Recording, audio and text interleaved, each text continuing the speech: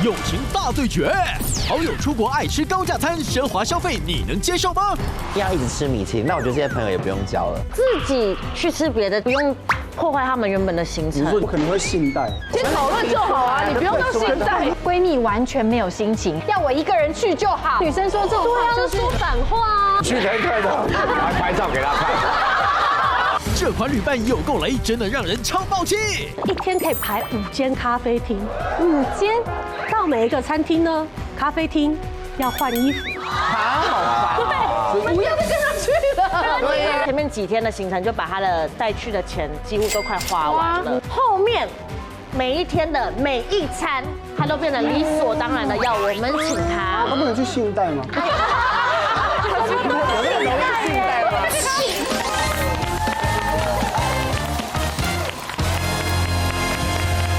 欢迎收看《女王大人》。大家好，今天我们邀请到的4位来宾，他们的友谊之旅又是经历了什么样让人理智线崩断的考验呢？哦，欢迎他们出场。来，介绍这边张立东、壮壮，欢迎小赖、Amanda， 还有我们的女王团代表，谢谢阿 Q A， 欢迎3位。根据我们这个知名网站的平台呢，Social Lab 社群实验室是的，2024年针对出国吵架原因这个数据统计资料，出国吵架，其中第1名不参与行前准备最受到关注，会吵。第2名时间观念不佳，还有迟到啊什么的，放鸽子啊这种的。再来，生活习惯不合也是经常造成旅伴产生摩擦的重大原因哦。所以到底好友出游是感情升温的转捩点，还是友情决裂的终结站？还有，今天我们的女王大调查准备好了，第1题，准备。跟许久不见的高中同学一起相约去韩国玩，大家说好吃饭的费用平均分摊。结果他们几乎每一餐都去米其林餐厅品尝美食。我虽然也想吃，但其实预算有限，吃的越多，心理压力越大。但我怕讲出来会让大家扫兴。请问，我该要求他们换平价一点的餐厅吗？请举牌。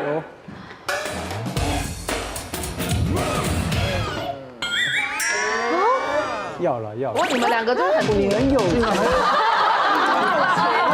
由啊，财富很自由。不该要求吗？壮壮，好羡慕。因为我觉得大家出去玩的话，就是配合啊，一起吃。可是已经算没钱了，已经吃了几餐喽？就是你负责吃到后来有你有压力喽，已经没有办法买，你没钱买伴手礼了。对，你也没钱去逛 Olympic 喽，那就没得逛喽。好 free 哦。我会自己去吃别的，就他们不用破坏他们原本的行程。你说你脱队啊？对，我可以脱队去吃，我觉得。我们就6个人去，然后你脱队，更扫兴。会吗？可是没那么重要。所以人家会觉得你是不是有情绪啊？对啊，我知道为什么我觉得我不会去讲的原因，是因为我会觉得米其林餐厅它一定很难订，如果又订好的话，突然又说不要，又换时间，又换，订好了，我觉得很麻烦。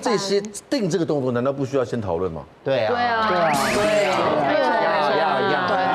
如果今天财务有困难，可以在计划前先提出来。所以如果大家还是不理你，一直吃米其林，那我觉得这些朋友也不用交了。没错。对。如果真的要我去吃，那我可能会信贷，就是去信贷。对，那么贵啊？不是因为我没有那么贵吧？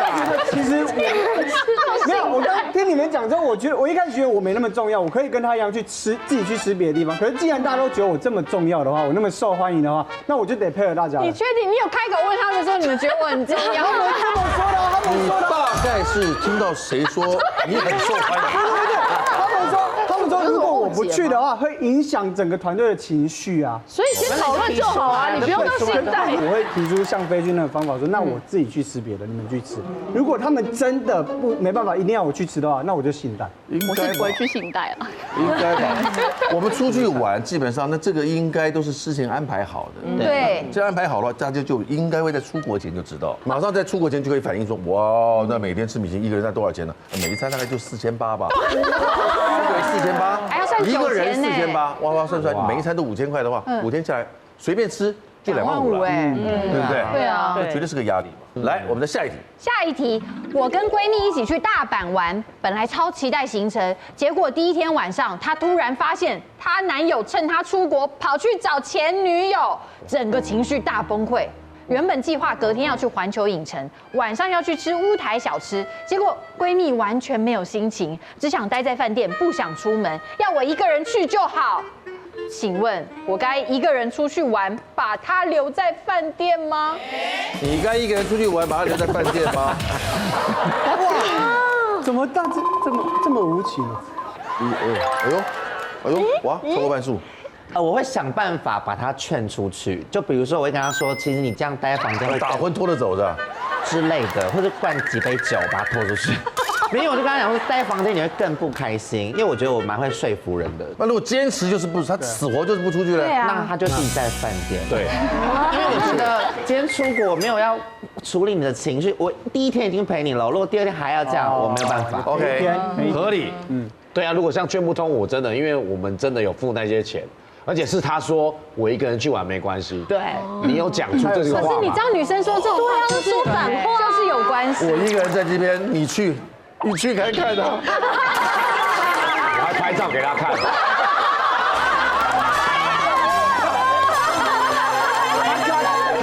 他看到这一张，他就说哦，你在哪里？那我要去，还有可能啦。对了，我觉得就是人啊，那个即兴能力要强一点。即兴能力就是因为我们原本约好嘛，然后行程很丰富哎，很丰富，但可是他就是没办法，万一他真的跑去做怎么办？对，我们要陪他。而且我觉得，我一直觉得，既然出国了，我觉得连到饭店都算是出国的一种。就是如果在饭店待着，你也只要是出国，只要换一个地方住就算出去玩，我觉得那都是一个感受。对我也是以照顾旅伴的心情为主。我跟你说，我之前真的有遇过这样子的情况。我觉得在国内旅游还好，因为国内就是静静的，随时都可以去。但是到国外真的不行。有一次我跟我男朋友和另外一对情侣一起出国，然后他们是因为男方可能看到一个路人的女生觉得很漂亮，然后整路一直在讲这个女生是我的菜啊，什么我以后老婆要娶这一种，然后他们2个大吵，对。那后来女生就很不爽，她就直接说她要回饭店，不玩了，我要回饭店，而且那是我们第1天哦，才第1天刚落地，对。那我跟我男朋友自己跑我们的行程。然后跟他们讲，他们也 OK 哦，就怎么知道女生到了饭店开始一直狂打电话给我说叫我去饭店陪她，她快不行了。那我跟男朋友就想说，好吧，算了，然后赶快回去劝架，然后搞不好后面的行程还可以继续。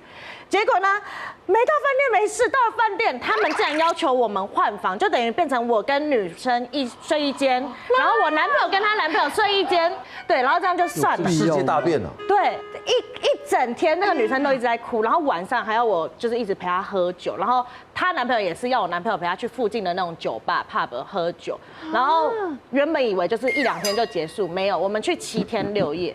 到第6天都还是这样，所以我们行程全部泡汤，而且我们是去欧洲国家，好细哦，对，好浪漫，所有的行程全部泡汤。然后到了第7天，好，第7天没有行程了，我们起床就是去机场，然后要回台湾了。结果在机场的时候，他们就和好了。太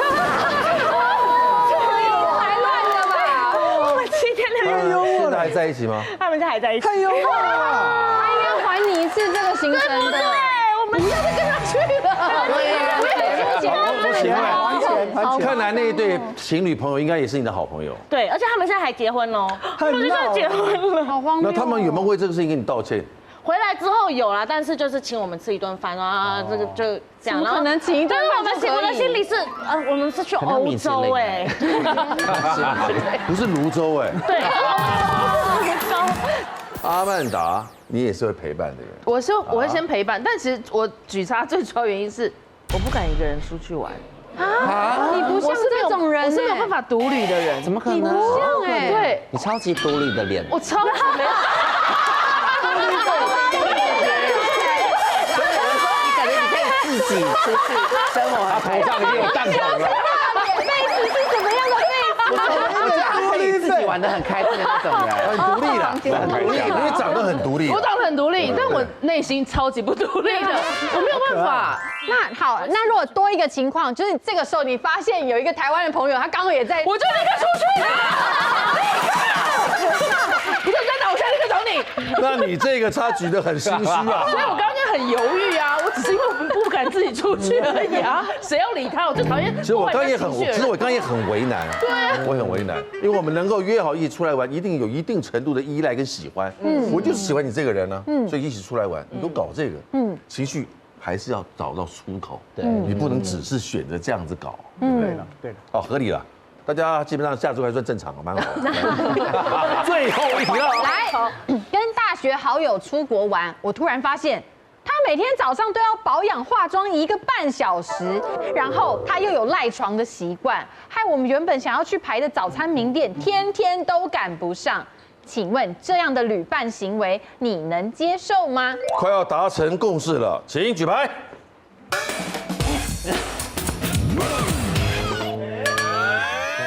你们可以接受啊？怎么会？还有3个，3个男生居然可以接受？什么？因为我自己就是这种人，他就是啊，不是，等一下，哦，等一下1个半小时是你啊！早上保养也还好吧，不是，但我都会说，假设我真的睡过头，你们去你们行程，不要等我，不用同进同出就对了。因为我觉得同进同出很容易吵架啊。张立东，那你是为什么可以配合？因为一定是漂亮的女生嘛。要化妆1个万一是男生呢？确定这个怎么会有这漂亮的种？男生？有没有可能他的漂亮是化妆以后的结果？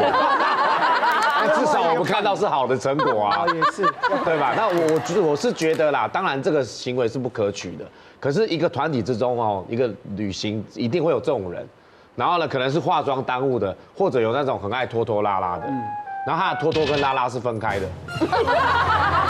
他就是前面会拖很多时间，然后通常都是先拖才拉的，他是拖时间，拖，然后就不知道等什么，然后突然，然后呢到了门口，哎，我们要出来，我肚子痛，肚子痛，对，他要拉了，他就拉了，所以一定会有不同行为的拖时间的这种人出现。可是这种行为我还 OK，那变成就是说，如果像他化妆，那你就安排他，你就说，那你就早一点起来啊，早一点起来化妆，他就赖床啊。对啊，那变成说这种东西，我们就会主动去放生它嘛，然后我们就是会买，像说早餐名店，我们就买回来给他吃就好了。哎呦，好 nice 哦，对不对？好 nice 哦。我觉得就是要即兴能力要强，又即兴能力。对，因为我跟我女朋友在一起10年了，其实她就是这样子的人，所以我其实也习惯了。我们也没有特别强调什么，就是小韩，你是说小韩是吧？没有，所以我的意思是说，后期我们都会把1个半小时当做行程。对，我觉得这很好解决的，所以这也是经过了无数次的吵架才得来的一个。我没有吵过1次架，我每一次都是配合。对。你一直在利用这个节目做形象。没有啊，我觉得反正我觉得可以即兴的。天天都赶不上，天天都赶不上，这样子的一句话出来，这旅伴的行为你能接受？我觉得你们3个真是厉害了，哦，你们甚至起码我们都不行，对，起码我们都不行。那就去吃午餐名店了，不一定要早餐名店啊。出去！早餐名店，不是这种即兴能力，没有一定要早餐名店啊，我觉得。对，他午餐来会合也可以啊。对啊，我觉得还好。没有时间观念的，我真的有切身之痛。就是我跟一群朋友一起出去玩，然后我们就去泰国，然后因为其中有一天我们就也订了一间蛮好的餐厅，但已经说好了，那我们就定7点嘛，那大家就想说好，那我们要有那个路程的时间，那我们就说好，那我们6点半拉比集合，然后过去大概半小时 OK， 差不多。对，然后偏偏就有一个女生6点10分，她才从游泳池要上来回房间准备，对，然后我们就说你怎么现在才要起来？他就说没有，我很快，我冲一下就好，很快。好，那我们就全部在拉比等他。说好，那你快一点。他就硬给我到6点45分才下来。好，算了，我们就赶快先叫车，然后去，就果真迟到。然后因为那间店我们已经过了定的时间，他就已经取消我们的定位了。好不容易订到然后我们就去请定位那个，他就一直去拜托，然后就说哦不好意思，我们今天路上塞车什么，就是讲一些可能比较可以接受的理由，就一直拜托这样。然后对方其实原本的那个态度是很强硬，就不让我们进去。但因为可能看到我们是外国来的，然后又刚好有一桌客人准备要离开，他们才说好，那等一下。那在这个过程，那朋友没有跟你们一直道歉吗？没有。完全没有。好，然后他已经这样了，对不对？就又到那个要 check out 那一天，然后通常就是退房就是11点嘛。对。然后又在 lobby 等他，又给我快12点才下来，然后下来的时候，好，如果你下来先道歉，因为你就知道大家在等他嘛。对。如果你先道歉，你态度先示出这种就先抱歉的态度，那我们 OK。没有，他一下来就说，不是啊，我们3个女生一间，那厕所要轮流用，就很久啊。先抱怨。对，先抱怨。然后哇，这种。我想说，那不都下来了吗？对。可是因为他就说他的另外2个室友刚刚在用他的厕所，所以他是最后才使用。这种人超母汤哎。对啊，这我会生气吧？这个会。出游这件事情是友情残酷的试炼场吗？哦，是哦。哎，我觉得他这是应该是一个今天很值得他把自己的切身之痛分享出来的。我的很多姐妹嘛，一起去泰国曼谷去游玩这样。那女生出去玩嘛，当然就是很喜欢去吃一些网红店、咖啡厅、拍美照这样子。可是因为我们从事的工作，平常就拍很多照片了，好不容易等到放假的时候，你会其实很不想拍东西了。对，所以就有特别讲好说，如果我们这一次好好放松放假的话，就不要那么排那么多行程，我们可以放松一点，舒服一点。然后大家都说好，不会，我们不会拍很多啦，这样子 OK 了，大家就一起去了这样子。结果呢，一天可以排5间咖啡厅。5间哦，5间，我真的一天喝了5杯咖啡。哇，那5间咖啡厅就是在刚好那一区都是打卡热点，刚好很有名。他们就觉得我们到了那一区，难得我们不会再来这一区了。这5间小红书上都take 很有名，那我们就去5间吧。那我觉得慢跑，可是很正常吧？不正常。 5杯周边啦，你不会再去这一区啦。是，可是 Only 咖啡厅不对吧？要去一些别的吧？对，没有，他就那一天是那一区，就一次逛完。这不是重点吗？可是你可能会挑个1个2个最喜欢的这样吧。总之，对，一定的，对不对？挑3间都已经过分了。对，你去到5间，你会怀疑人生，就我今天到底来曼谷咖啡之旅吗？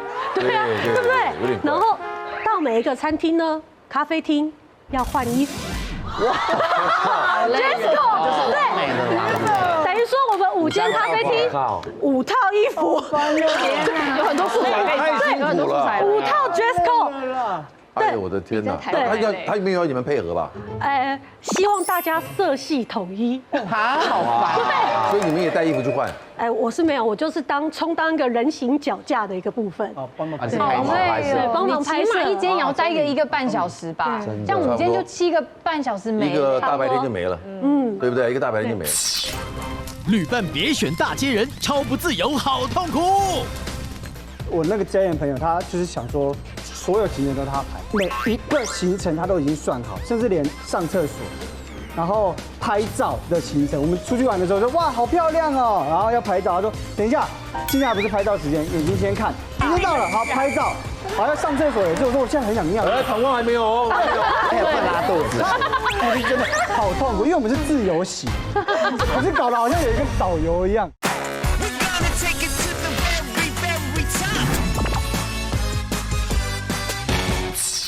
一间也要待1个半小时吧？这样5间就7个半小时没了。一个大白天就没了，对不对？一个大白天就没了。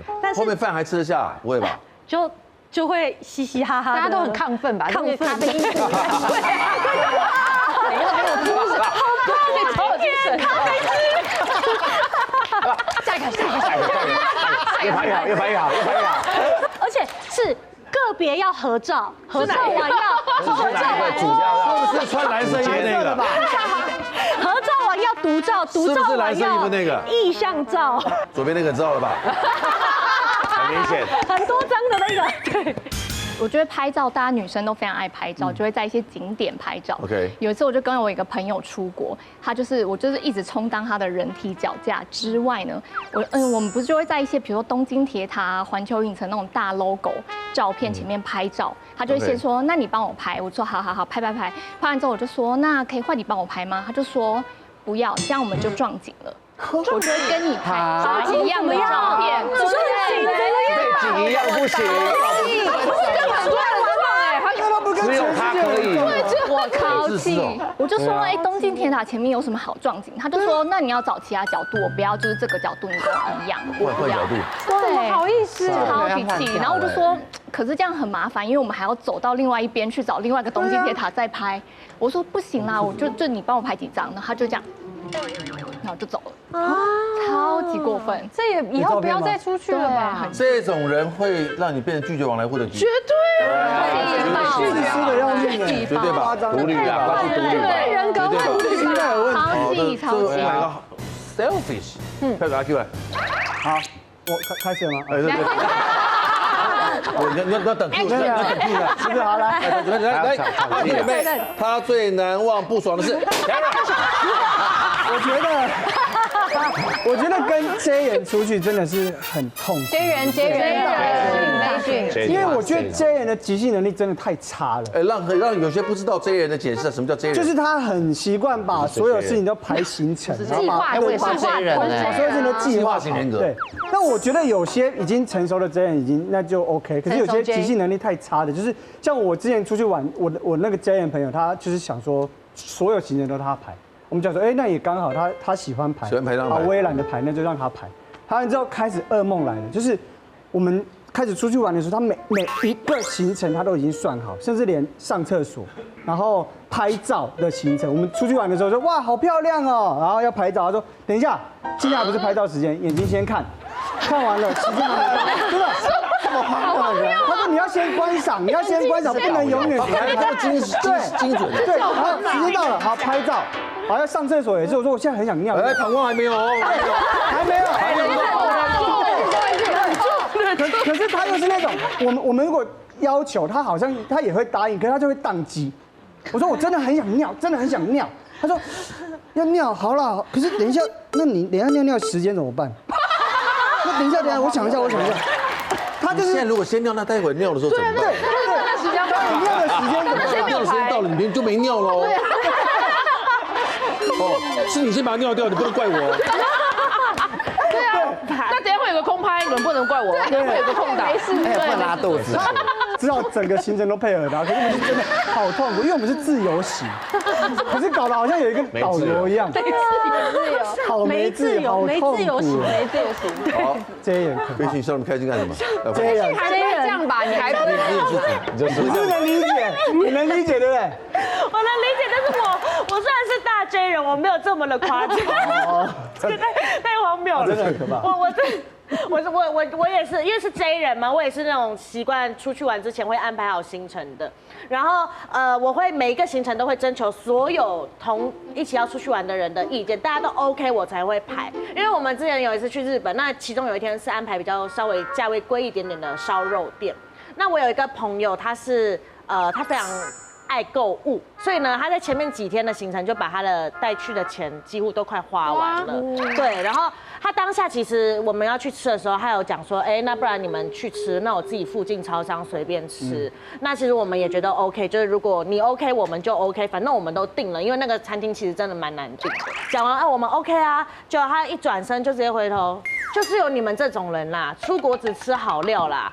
留我一个人自己去超商吃啦，什么游戏？对，就是开始有一点情了。这是干嘛啊？这个？对，然后我们说，不会啊，就是等他吃完大家会。他以为他讲完那句话的时候，你们会说，不要对，留下来，对，结果我们没有，我们还 OK， 然后想说，对，想要吃完再会合啊。就他说，你们吃烧烤少说2个小时啦，我吃超商10分钟而已，你们就是要让我自己一个人10分钟，然后等你们1小时50分钟。然后后来我们最后朋友讨论说，那没关系，这一餐我们就请他吃。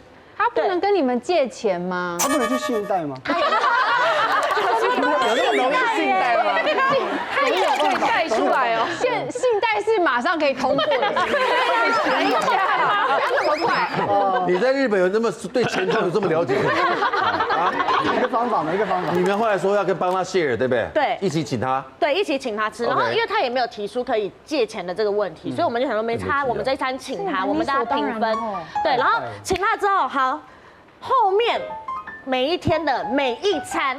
他都变得理所当然的要我们请他，不要脸，对，他都是我身上就没钱啊，对，不管吃的价位是高还是低，都是要我们请他，因为我身上就没钱了啊，对。然后到其中就是快要回去的前2天，那个是男的女的？男的，更过分哇，男的更不行，很没品哎，那就把他购物的东西拿去丢啊，对啊，我一定会我是男的，男的。哇，女的我都已经觉得是海滩了，男的哇，我的是天哪！男生，然后重点是在我们要回国的前2天，就是其中有一个朋友就是还在开玩笑说，哎，你回国要请我们吃饭，我们后面的这几天每一天都请你吃，合理啊。我回国请我们吃个火锅合理吧？就那个男生还生气，他说，哎。请我吃是你们心甘情愿的，什么叫做我回国要请你们吃？差点他们人情世故的标准不知道怎么来的。他脸皮比较厚。你们有算过那一趟请他让分担下来，一个人多出了多少钱吗？一个差不多有1万多块台币，换算台币的话啦，每个人他就理所当然的接受了。每个人，因为很多天，我们那个是去2个礼拜，去日本去2个礼拜，哇，他等于多从你们这拿到了好几万。对，这是在他的身上，然后还有包括宵夜哦这种，就是全部都是我们酒钱啊什么那些，对，全部都是我们。他如果没有现金，他没有想过说你们付现给他，他刷卡。他没有这样讲，他好像也没有带卡。他刷，他也没带卡。他是不是预谋？没有钱成这样。对，所以我们后来出去都不敢找他，因为他连问说可不可以先借都没有，这个动作都没有，就是很理所当然。被请的理所当然。对。哇塞！妥宗康揪团出国极乐之旅心好累，我们行程也都安排好了哦，然后要去哪里玩，然后他突然就收到说，跟大家报告一下，我现在儿子要找这个东西，那我们现在就出发日本桥，1个小时之后这边集合，解散，然后经过很多吃的地方都看一下，然后就不能吃，因为有时间压力。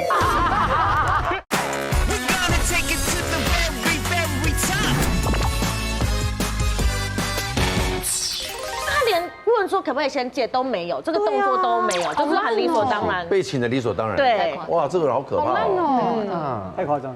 不可能再有下一次。不可能。而且可能要直接把电话delete掉。我觉得他人，而且还要警告其他人，还2个人品不太好。真的。我的应该我不知道大家会不会 care，但是我自己是蛮 care 这件事情，就是因为我之前去韩国玩，然后因为我本身就是韩国的夜店一定都是玩到早上嘛，然后玩到中午，然后因为我们在台湾可以玩到中午，夜店因为韩国礼拜6的夜店就是开到中午的，哇，24小时，专业，就是晚上开到隔天中午，就韩国人都会这样玩。我们这有便利商店，他们有便利夜店。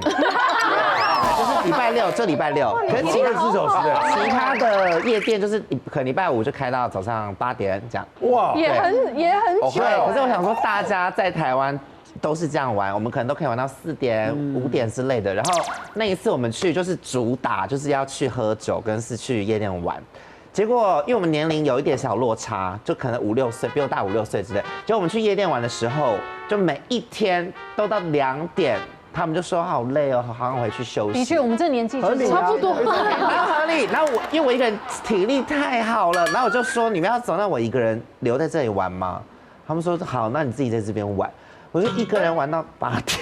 你也厉害，玩到8点。会玩。不是因为我觉得如果我2点走，我12点才来，2点就走，那我整个夜晚毁了。那你到底那段时间都在干嘛呢？我就跟陌生人聊天啊。可以玩这么久？就。对啊，因为就觉得，然后跳舞喝酒，有人把你对不对？到8点，应该有啦，是有。那他们也有啊，但我的意思是，怎么会一起出来玩，然后给我2点走，比在台湾玩还要早？真的要体谅一下我们这年纪的人，真的吗？你讲你就可以。真的。可是我们这趟旅程本来就定位就是要晚上的。玩啦，说好了2点紧绷。那你们没有说玩到几点？对，他有去玩，没有讲好。2个小时。他的意思是说，在台北都能玩到3、4点。对呀，为什么韩国2点只能玩2点？不合理啦，对，是不合理。不合理啊！还是他们玩别的团了？还是其实不好玩？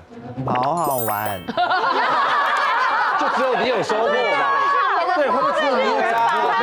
没有，大家都有斩获，可是因为他们就一个疲态在那边这样，可能一整天都在玩啊。这一次是最后一天，因为我们从韩国要飞去日本，好，就最后一天最不应该玩的时候，他们可以玩到早上。然后我一个人就是3点先回去，我觉得要收心，然后明天可能早上8点要去赶飞机，他们可以玩到早上，然后我就发脾气，我说假日不玩，你平日给我玩成这样，可以气吧？可以，可以气啊，值得气啊。但就生活习惯不同。对啊，对呀，落差太大了。这也不是什么人格问题，他们刚分享很多都人格问对，题。这个不是人格是 OK 的，对，习惯。就玩乐的体能不太一样，有落差。认知不同，对，没有共识。对，来，东东来，因为我们常常因为旅伴嘛，大部分是年纪相仿的，差不多。对，那我们常常因为那一阵子，我跟康哥因为有比较多的主持，所以我们会约去玩。因为跟大哥旅游嘛，我们大家心里就是比较就觉得说好像会有一点压力。可是因为大哥就希望我们都玩得很开心，所以他希望我们晚上都可以尽情的喝酒。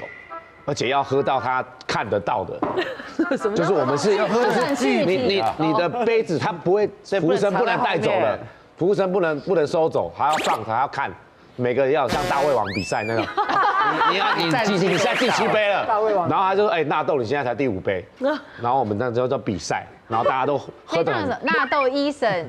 森达，然后吴尊，然后很多，然后那时候我们就会一起喝，然后因为大家都喝得很累嘛，然后那时候我们都是住那种 apartment， 就是一个大公寓共享一个客厅的那种 Airbnb。对，然后大家都喝得很累，可是因为康哥因为他年纪比较稍微长一点，所以他就会特别早起来，比如说大概我们喝可能到3、4点，他也喝到3、4点，他也喝到3、4点，当然一样早起，但他大概6、7点，你就会开始听到浴室有声音。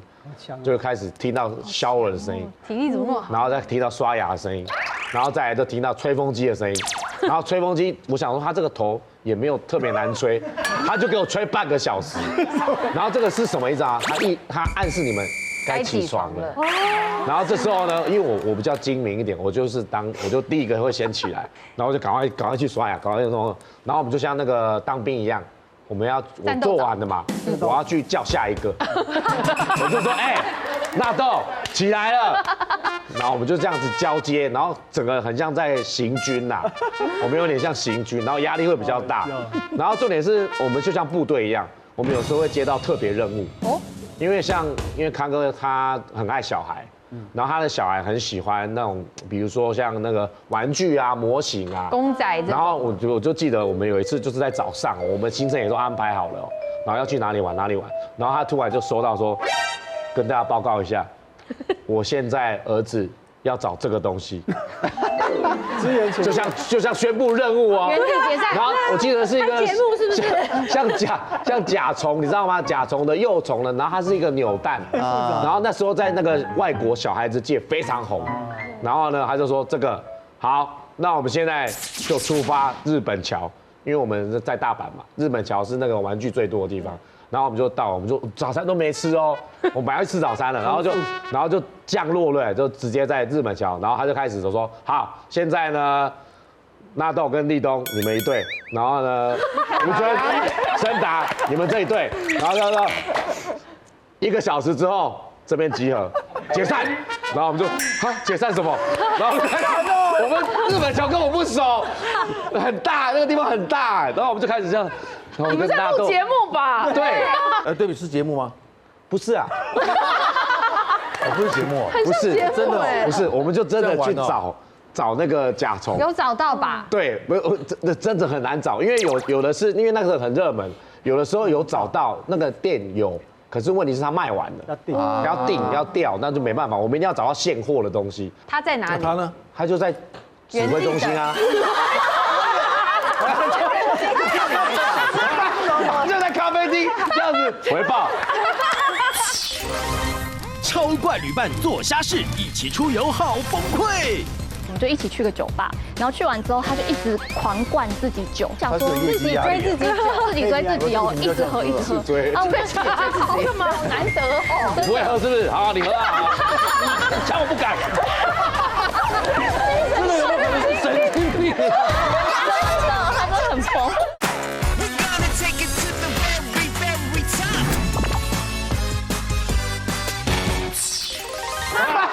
就在咖啡厅这样子回报。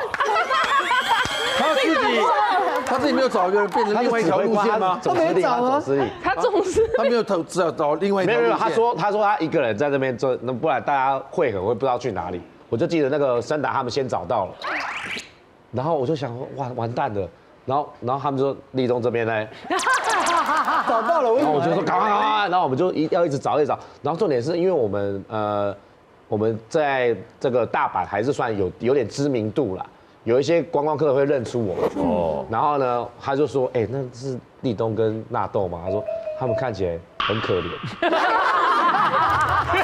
我们很彷徨，然后又没有吃东西，然后经过很多吃的地方都看一下，然后又不能吃。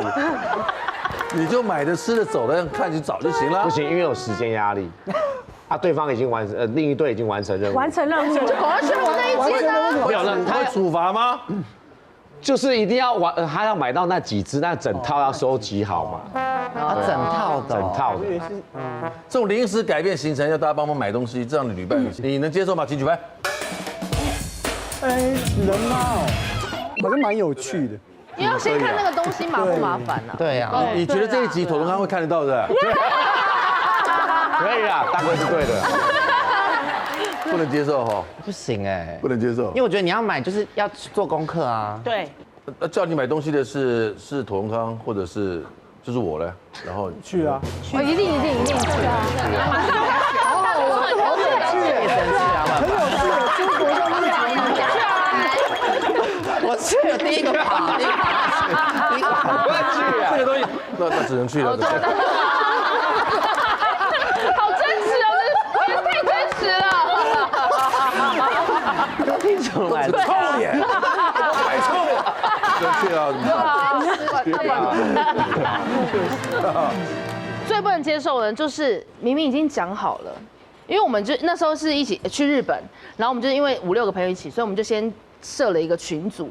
那行前任何的行程啊、订的饭店啊什么，一定都会先在那群组大家讨论嘛，合理，就大家都丢上来嘛，然后就看了一间饭店，就大家都说 OK， 就 OK， 然后价钱，然后交通什么各方面都很 OK， 然后我们就好，那我们就下定了。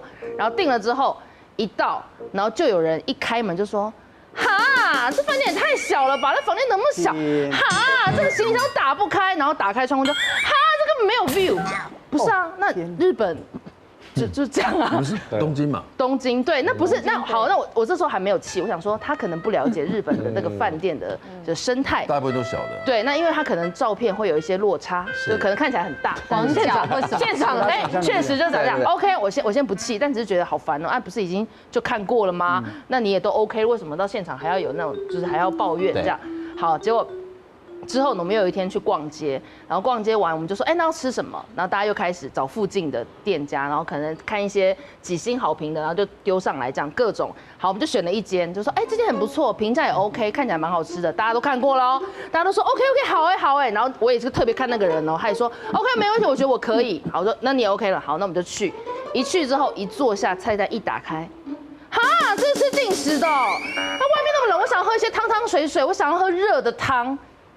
像我就受不了了，我就觉得，那你刚刚不是说 OK， 你不是说你都 OK 吗？他说不是啊，因为我以为菜单会有些不同，我以为我来到这边可能会看到一些不同的东西，而且因为你们大家都 OK， 我不好意思说不 OK。可是你不好意思说，你到现场在那边跟我说，还是说啦，后来。对啊。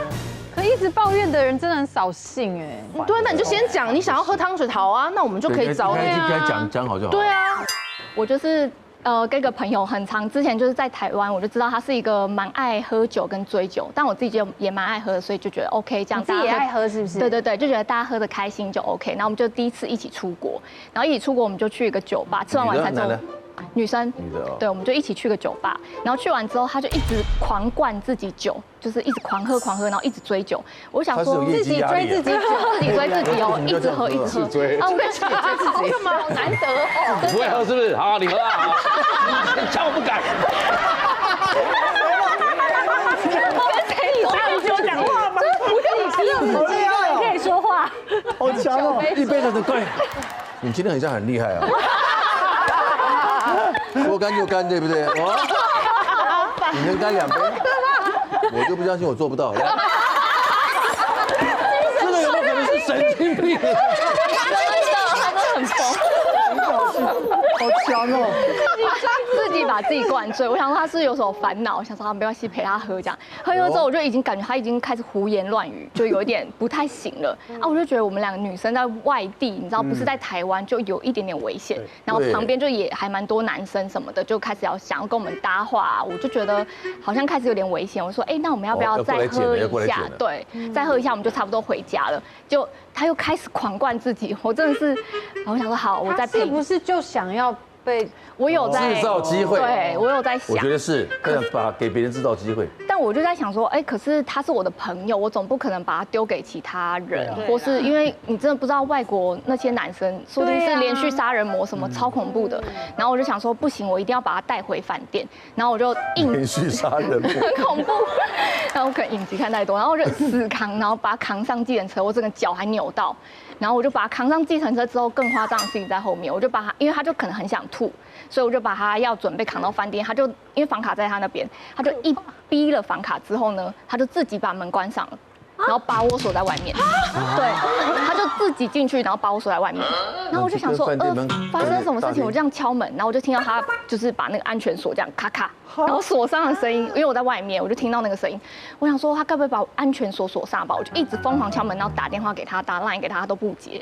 然后我就想说，好，那真的不行了，我要去楼下找人帮我开门。我就请那个服务人员说，哎，你可不可以帮我开个门？因为我朋友喝醉在里面，我担心他都上链了，你怎么有用吗？饭店也没有办法，因为那安全扣已经锁上，所以我最后就没办法，只能再重开一间房间睡在他旁边。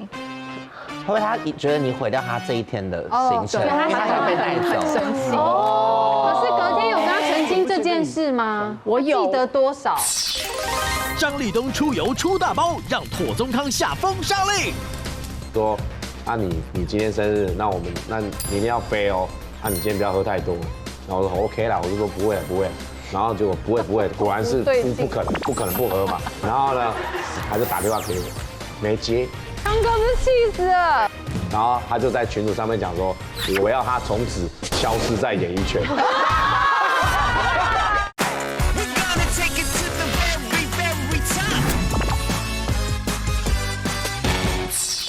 我就说，哎，你昨天把我因为我是隔天早上，因为我真的太生气，我就有点睡不着。然后可能大概8、9点的时候，我就去敲门。他说：“哎，宝贝，你怎么在外面？”然后我就说：“你昨天把我锁在外面。”他说：“哦，我一定是想说你是其他那种要捡尸的男生，所以我把你锁在外面。”然后他也没有跟我道歉。你跟他很要好吗？你就还不错。从那次之后还很要好吗？那一次之后就没有再联络了。看样子他好像蛮常碰到捡尸的男生。对啊，我就想说，对不对？哦，他应该而且蛮熟悉的，熟练。送我到这边，谢谢。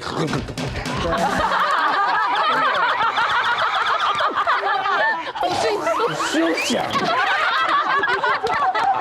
对，骗一套计程车送回家。可是他如果很常遇到，他就不应该自己追求啊。对，非常莫名其妙。路透社指出了一个非常临时的消息。根据可靠消息表示，张立东自己就是一个非常雷的礼拜。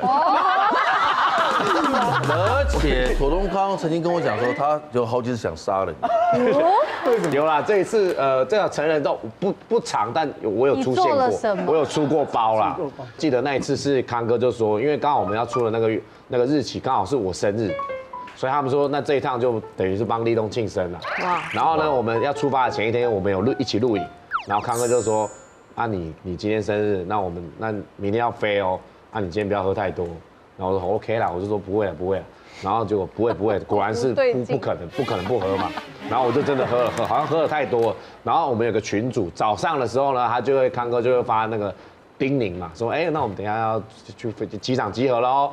然后大家就会回应嘛，然后好 OK， 然后就发现我没有回应，不妙。然后呢，他就打电话给我，没接，然后他就在群组上面讲说，他又没接我电话。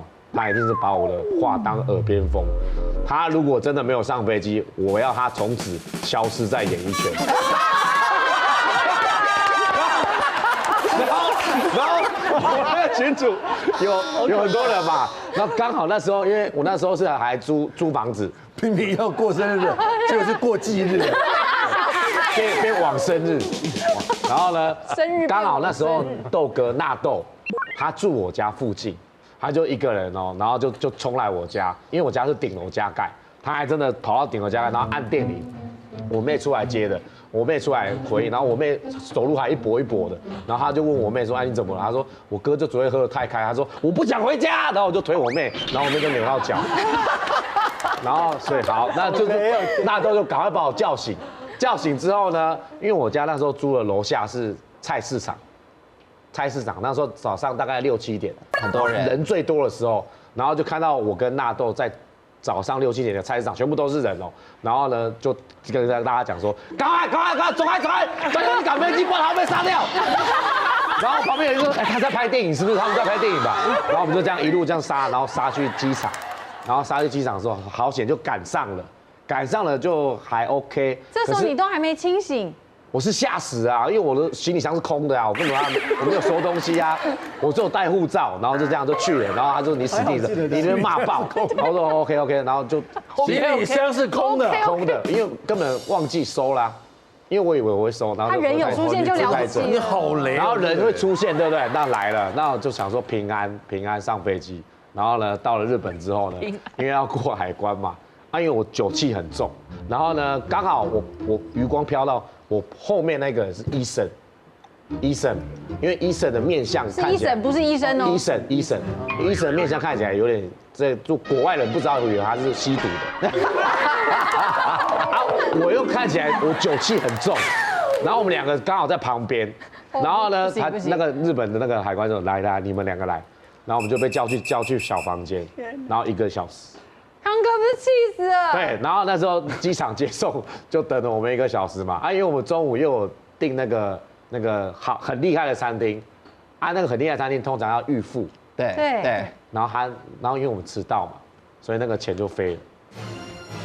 你好雷哦！可是医生的问题，为什么？因为他是以为他吸毒，然后因为我只是酒气比较重，然后被连带带去，恍惚的。对。所以医生的问题很大，然后康哥是医生。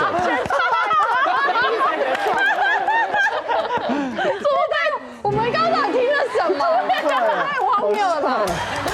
我们每个人出国旅游的目的不太一样吧？不一样。有些人是散心啊，有些人是要去探索啊，有些是疗伤啊。对啊，有人躲债啊。有人躲债，有人等着被捡尸啊。只要满足每个人的需求不容易耶。没有错，我们无法保证每一段旅程呢都是完美无缺的。但是如果能够跟这个志同道合的朋友，你一起走过争执和误会，这些过程反而可以让你们增加彼此磨合的机会，对不对？所以祝福我们现场的每一个朋友都能找到合拍的旅伴，让每一趟旅程都能够笑得痛快淋漓，吵得不伤感情，又玩得尽兴过瘾，好不好？女王大人，下次再见 ，See you， 拜拜，谢谢，再见。